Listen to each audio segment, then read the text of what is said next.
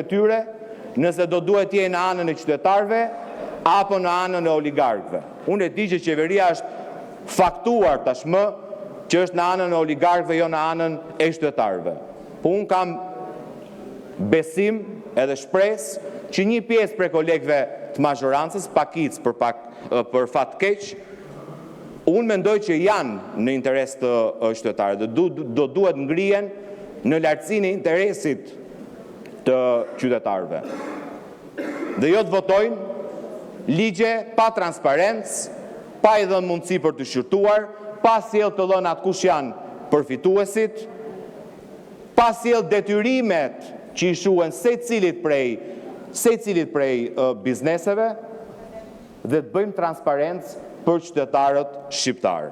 Dhe në përfundim, zoti Peleshi, besoj që nga sot, kuvendi i Shqipërisë është kuvendi i dyshes tunelit Llogaras, 50 milion euro, mezi po presim njërin prej tyre të vidhet na prezantoj buxhetin e vrimës së Llogaras. Faleminderit. Nga grupi parlamentar i Partisë Socialiste, zoti Balla. Nuk kemi asnjë minutë për të humbur më, për të shkuar në pikën tjetër rendi ditës ku do prezantohet buxheti. Përgjigjes së pyetjes se kush përfiton nga buxheti, i them që janë 670.000 pensionistë që përfitojnë rritjen më të madhe në histori.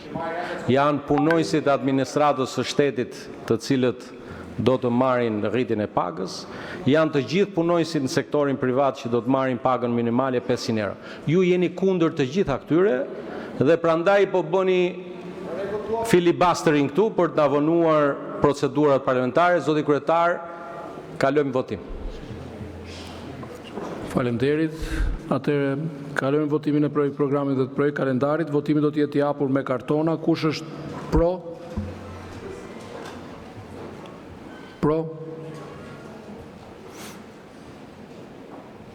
Kundër? Abstenim?